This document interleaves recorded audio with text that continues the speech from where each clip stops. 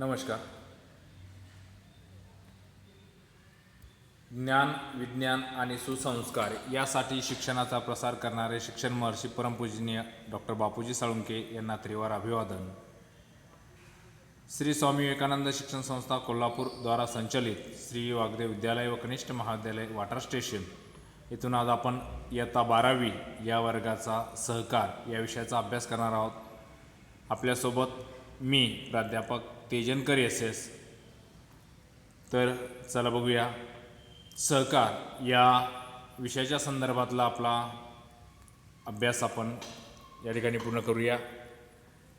पहिलं प्रकरण ज्याचं नाव आहे सहकारी संस्थेचे संघटन, त्यातला आज आपण व्यवस्थापन समिती हा घटक अभ्यासणार आहोत. त्यामध्ये सुरुवातीला व्यवस्थापन समितीचा अर्थ नेमका काय तो आपण बघणार आहोत. तर व्यवस्थापन समितीचा अर्थ आपल्याला पुढील प्रमाणे सांगता येईल. सभासदांनी निवडून दिलेल्या प्रतिनिधीचे मंडळ किंवा समूहाकडे संस्थेच्या कारभाराचे व्यवस्थापन सोपवण्यात येते व त्यास व्यवस्थापन समिती असं म्हणतात. महाराष्ट्र सहकारी संस्था कायदा 1960 नियम 61 उपविधीमधील तरतुदीनुसार व्यवस्थापन समितीला व्यवस्थापनाचे अधिकार सर्वसाधारण सभेकडून प्राप्त होतात. मतांची समानता टाळण्यासाठी व्यवस्थापन समितीची सदस्य संख्या विषम अंकात जी जास्तीत जास्त 21 पर्यंत, यात 2 महिला सदस्य असल्या पाहिजेत. निबंधक साधारण वा विशेष आदेश काढून त्याची प्रसिद्धी सरकारी राजपत्रात करून ही सदस्य संख्या ठरवू शकतात.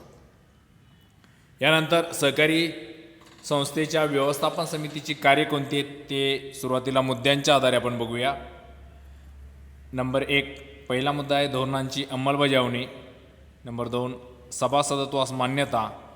नंबर 3 कार्यालयीन कर्मचाऱ्यांची नियुक्ती. नंबर 4 भागभांडवलात वाढ. नंबर 5 निधीमध्ये वाढ. नंबर 6 सेवकांच्या तक्रारींचे निवारण.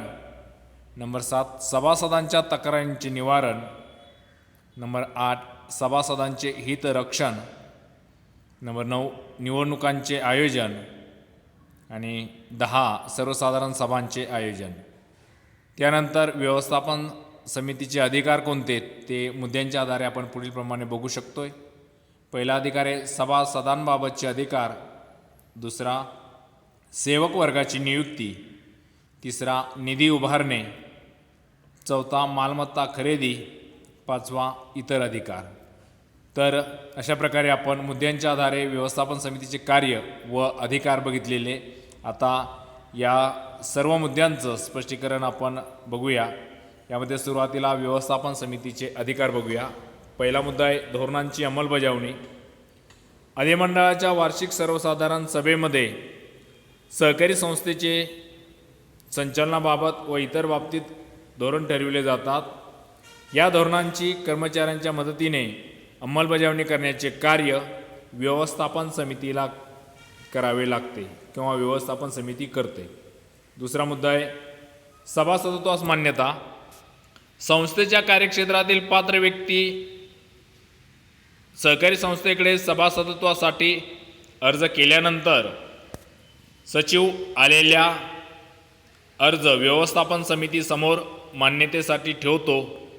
अर्ज योग्यरित्या भरलेला असेल, आवश्यक प्रवेश शुल्क व किमान भांडवलाची रक्कम भरलेली असेल तर व्यवस्थापन समितीच्या अशा अर्जाचा विचार होऊन ठराव मंजूर केला जातो. सभासदत्वासाठीचा अर्ज मिळाल्यापासून 3 महिन्याच्या आत सभासदत्वाचा निर्णय घेतला पाहिजे. सभासदत्वाविषयीचा निर्णय घेतल्यापासून 15 दिवसाच्या आत संबंधित व्यक्तीस कळवले पाहिजे. तिसरा मुद्दा आहे कार्यालयीन कर्मचाऱ्यांची नियुक्ती. यामध्ये सहकारी संस्थेचे कामकाज व्यवस्थितपणे पार पाडण्यासाठी आवश्यक सेवक वर्गाची संख्या निश्चित करून कर्मचारी नियुक्तीची प्रक्रिया व्यवस्थापन समिती सुरू करते. यामध्ये वर्तमानपत्रात जाहिरात देणे, अर्ज मागवणे, अर्जाची छाननी करणे, मुलाखतपत्र पाठवणे, मुलाखती घेणे, सेवकांची निवड करणे, वेतन ठरवणे आणि नियुक्तीपत्र पाठवणे, त्यांच्या सेवा शर्ती ठरवणे इत्यादी कार्यांचा समावेश होतो. चौथा मुद्दा आहे भाग भांडवलात वाढ. त्यामध्ये कार्यरत असलेल्या सहकारी संस्थेस आवश्यकता भासल्यास अधिमंडळाच्या वार्षिक किंवा विशेष सर्वसाधारण सभेत भाग भांडवल वाढीबाबतचा ठराव मंजूर करून त्यास निबंधकाने मंजुरी दिल्यास निबंधकाच्या मान्यतेनुसार व्यवस्थापन समिती भाग भांडवल वाढविण्यासंदर्भात पुढील कार्यवाही करते. पुढचा मुद्दा आहे नंबर 5 निधीमध्ये वाढ. सहकारी संस्थेस अर्थक्षम करण्यासाठी निधीमध्ये वाढ करण्यासाठी ठेवी स्वीकारणे, कर्ज देणगी स्वीकारणे, बक्षिसे स्वीकारणे इत्यादी विविध मार्गाचा अवलंब व्यवस्थापन समिती करते. 6वा मुद्दा आहे सेवकांच्या तक्रारींचे निवारण. त्यामध्ये सहकारी संस्थेच्या कर्मचाऱ्यांच्या सेवकांच्या तक्रारी, मागण्या, सूचनांकडे योग्य ते लक्ष व्यवस्थापन समितीने दिले पाहिजे. अन्यथा कर्मचाऱ्यांमध्ये सेवकांमध्ये असंतोष किंवा अस्वस्थता निर्माण होऊन त्याचा विपरीत परिणाम संस्थेच्या कारभारावर होण्याची शक्यता असते. कर्मचाऱ्यांच्या तक्रारी, कार्यालयीन वेळ, कार्यालयातील सुविधा, आरोग्यविषयक सोयींचा अभाव, पगारवाढ, बोनस, सुट्ट्या, रजा इत्यादीबाबत असतात. अशा प्राप्त झालेल्या तक्रारी व मागण्यांवर विचार करून त्या सोडविण्याचे प्रयत्न व्यवस्थापन समिती करते. 7वा मुद्दा आहे सभासदांच्या तक्रारींचे निवारण. त्यामध्ये सभासद हे सहकारी संस्थेचे मालक असतात. कर्मचारी वर्गाकडून त्यांना योग्य तो सन्मान मिळावा ही त्यांची अपेक्षा असते. त्याचबरोबर भाग हस्तांतरणास विलंब, कर्ज मंजुरीस विलंब, कमी लाभांश, अनावश्यक वजावटी इत्यादी तक्रारींची विनाविलंब व गांभीर्याने चौकशी करून शक्य असल्यास त्या उपाययोजना करून तक्रारींचे निवारण व्यवस्थापन समिती करते. पुढचा मुद्दा आहे सभासदांचे हितरक्षण. सहकारी संस्थेतील सभासद हे कमी उत्पन्न गटातील असल्याने त्यांनी त्यांची बचत सहकारी संस्थेत गुंतवलेली असते.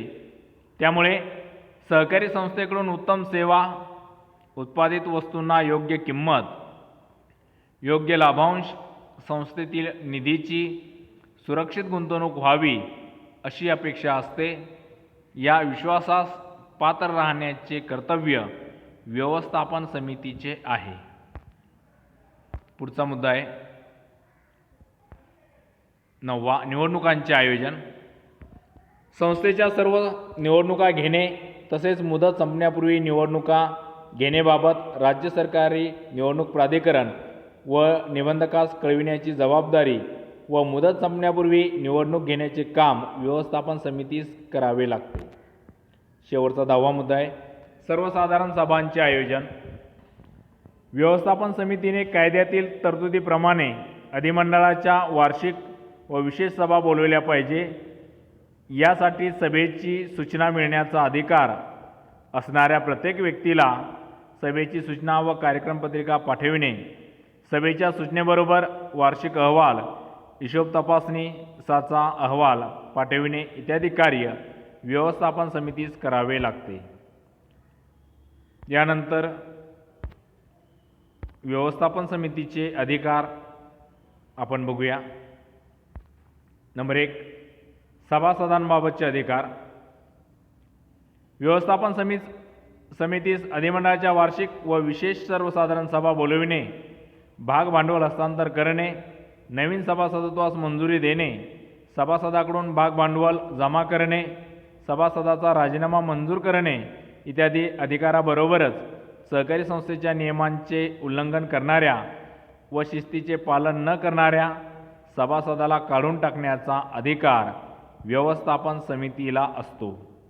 दुसरा अधिकार आहे सेवक वर्गाची नियुक्ती.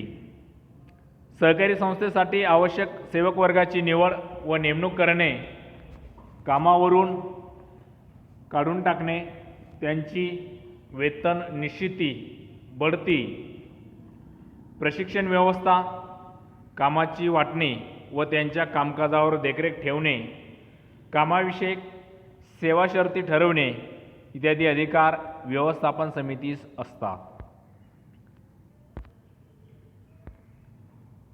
त्यानंतर तिसरा अधिकार आहे निधी उभारणे. सहकारी संस्थेच्या कार्यासाठी आवश्यक निधी उभारण्याचा व योग्य त्या कारणासाठी हा निधी खर्च करण्याचा, तसेच ठेवी स्वीकारणे, कर्ज देणे व त्यासाठी करारपत्र तयार करणे व संकलित निधीची सुरक्षित गुंतवणूक करण्याचा अधिकार व्यवस्थापन समितीस असतो. पुढचा अधिकार आहे मालमत्तेची खरेदी. सहकारी संस्थेसाठी जागा, जमीन, इमारत, फर्निचर इत्यादी खरेदी करण्याचा किंवा मिळवण्याचा अधिकार व्यवस्थापन समितीस असतो. पाचवा मुद्दा आहे शेवटचा, इतर अधिकार. सहकारी संस्थेची नोंद पुस्तके, वह्या पाहण्याचा, हिशोब पुस्तके ठेवणे, मासिक, त्रैमासिक व वार्षिक हिशोब पत्रके तयार करून घेणे व त्यास मंजुरी देणे, संस्थेच्या वतीने दोषी व्यक्तींवर दावा दाखल करण्याचा व उपसमित्या नियुक्त करण्याचा अधिकार व्यवस्थापन समितीस असतो. तर अशा प्रकारे हा व्यवस्थापन समितीचे कार्य व अधिकार आपल्याला स्पष्ट करता येतात. धन्यवाद.